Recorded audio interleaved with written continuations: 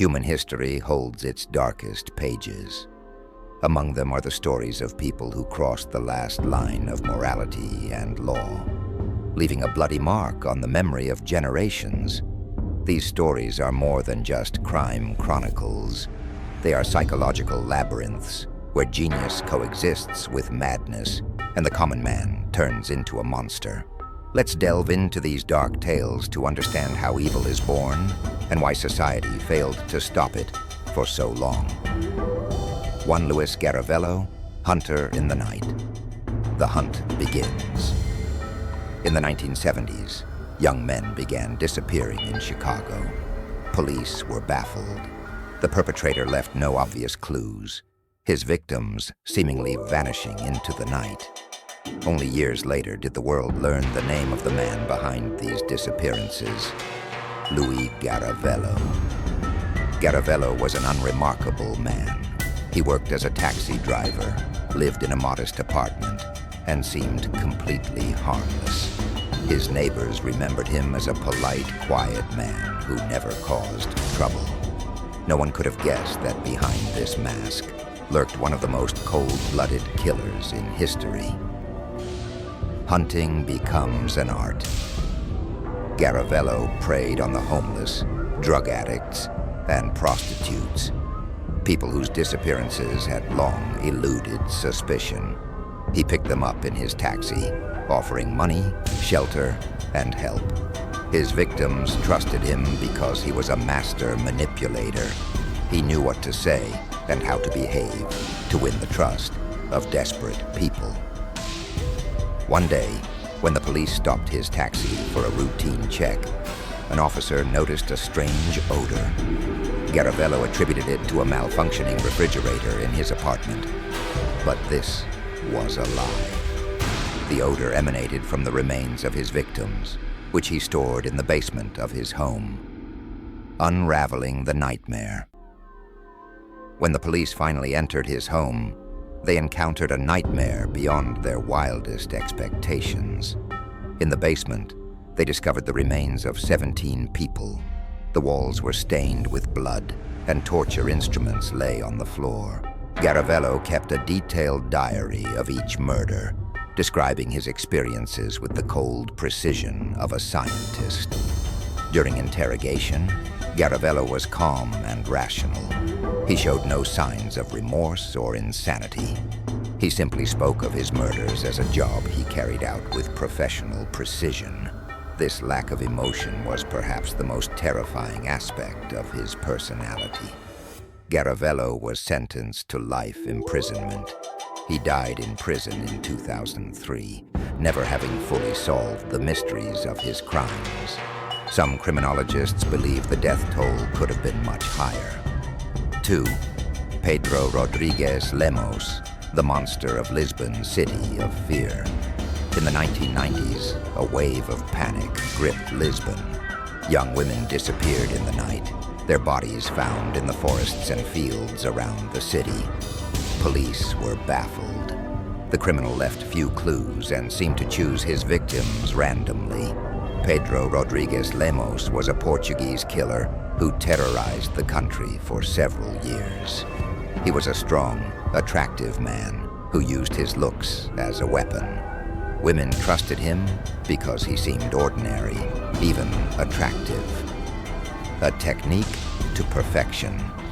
Lemos developed his hunting technique with scientific precision. He targeted young women who were alone, offering them help or company.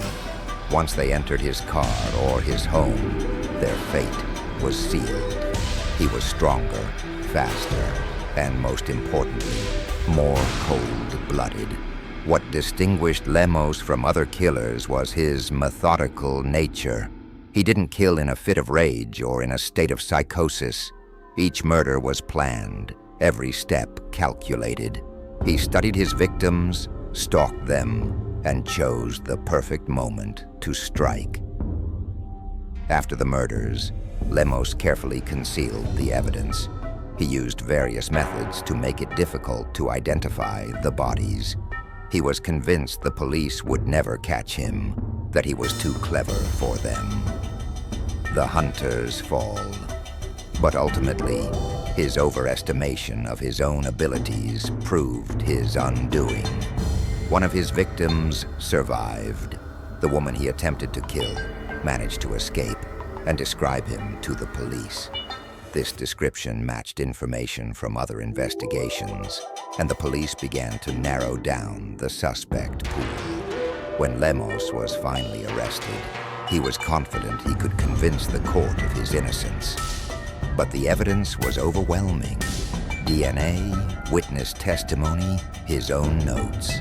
Everything pointed to his guilt. Lemos was sentenced to life imprisonment. Even in prison, he remained a dangerous man, attempting to kill other inmates several times. His story showed that even in today's technologically advanced world, a killer can remain at large for years if they are careful and methodical enough. 3. Andrzej Onufrichuk, the ghost of Ukraine. Emerging from the darkness. In the late 1980s, during the collapse of the Soviet Union, people began disappearing in Ukraine. The police were overwhelmed, society was in chaos, and the criminal exploited this to his advantage. Andrzej Onufrichuk was Polish, a murderer who committed his crimes in Ukraine and Poland. He was educated, spoke several languages, and worked in the tourism industry. No one suspected that this polite, intelligent man harbored a monster within. Tourist hunt Onufrichuk preyed on tourists, especially young women traveling alone. He offered to help them, showed them sights, and gained their trust. Then he led them to secluded locations where he committed his crimes. What was particularly horrific about his method was that he often killed his victims slowly, torturing them before death. He derived pleasure from their suffering, from their pleas for mercy. He wasn't just a killer. He was a sadist who found deep satisfaction in murder. International manhunt. Because his crimes took place in different countries, police were unable to connect the dots for a long time. Ukrainian police believed it was the work of a Ukrainian criminal, while Polish police were searching for a Polish killer. Only when information began to be exchanged between the countries did it become clear that they were the same person. Onufrichuk was arrested in 1995. During interrogation, he confessed to killing 10 people, although police suspected the real number of victims was much higher, possibly as many as 50. The end of the hunt Onufrichuk was sentenced to life imprisonment in Poland. He died in prison in 2005. His case became an important precedent for the development of international cooperation in the fight against serial killers. 4. Charles Ng and Leonard Lake, partners in hell meeting of two monsters. In 1985, California police uncovered one of the most horrific crime scenarios in American history. It was the story of two men who met and together created hell on Earth. Charles Ng and Leonard Lake were completely different people, but they found in each other the perfect partner for their darkest fantasies. Lake was older, more experienced, and an inspiration. Ng was young, impulsive, and ready to follow Lake into his madness. Death Ranch. They bought a ranch in a remote part of California, where they built a series of underground rooms. These rooms were specifically designed for torture and murder. They were equipped with video cameras to record their crimes.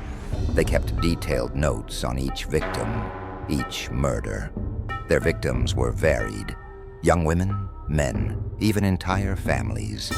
They invited people to the ranch under various pretexts, then held them captive, tortured, raped, and ultimately murdered them. Video of a nightmare. When police discovered video recordings of their crimes, investigators were shocked. These weren't just recordings of murders. They were recordings of systematic abuse, torture, and humiliation. The victims' faces could be seen. Their screams could be heard. Their despair could be seen. Lake committed suicide when he realized he had been caught. Ung attempted to escape, but was caught in Canada. His extradition to the US took years, but he was eventually brought to California for trial. Trial of monsters. Ng's trial was one of the longest in California history. Prosecutors presented video recordings, witness testimony, and physical evidence. Ung tried to deny his guilt, claiming it was all Lake's doing, that he was merely an observer. But the evidence was overwhelming. Ung was sentenced to death. His case became one of the most famous in the history of American forensic science, demonstrating how two men could work together to create a murderous system that functioned like a well-organized enterprise. 5. Isaac Garofalo. The Mask of Normalcy. Life Among Us. Isaac Garofalo lived in New York City, worked at a hospital, was married, and had children. His neighbors said he was a good man, a good father. His colleagues respected him for his professionalism. No one could have guessed that this ordinary man was a murderer. Garofalo was a nurse at the hospital, and it was this position that gave him access to his victims. He killed vulnerable patients who were unable to defend themselves. He used his medical experience to conceal his crimes, making them look like natural deaths. Hospital hunt. For years, Garofalo murdered patients at the hospital. He injected them with lethal doses of drugs, smothered them with pillows, and used other methods that were difficult to detect. His victims were elderly, sick people whose deaths did not arouse any particular suspicion. What was horrific about his crimes was that they took place in a place that was supposed to be a place of healing, a place where people came to recover. The hospital, which was supposed to be a refuge, became a hunting ground for a killer. Disclosure. Garofalo was caught only when one of his colleagues noticed a strange pattern. Too many deaths on his shift. An official investigation was launched, and police began analyzing his actions. It soon became clear that it's no coincidence. Garofalo was arrested and confessed to killing more than 25 people. Some experts believe the actual death toll could be much higher, perhaps as many as 100. Legacy. The Garofalo case led to changes in hospital security. Hospitals now pay more attention to monitoring the actions of medical staff, especially when it comes to patient deaths. His story showed that killers can hide among us in the most ordinary places, doing the most ordinary jobs. Conclusion. Understanding evil. These stories aren't just crime chronicles. They are stories of how ordinary people can commit extraordinarily horrific acts. They show us that evil doesn't always look evil, that a killer can be your neighbor, your co-worker, someone you trust. What do these killers have in common? They were all masters of manipulation, all capable of concealing their true nature behind a veneer of normality. All of them were intelligent and methodical in their crimes, and all of them enjoyed killing. It wasn't just a job, it was a passion that defined their lives. Studying these cases helps us better understand the psychology of killers and helps law enforcement develop better methods to identify and stop them. But most importantly, it's a reminder that we must be vigilant, that we must trust our instincts, and that we must remember those who were lost.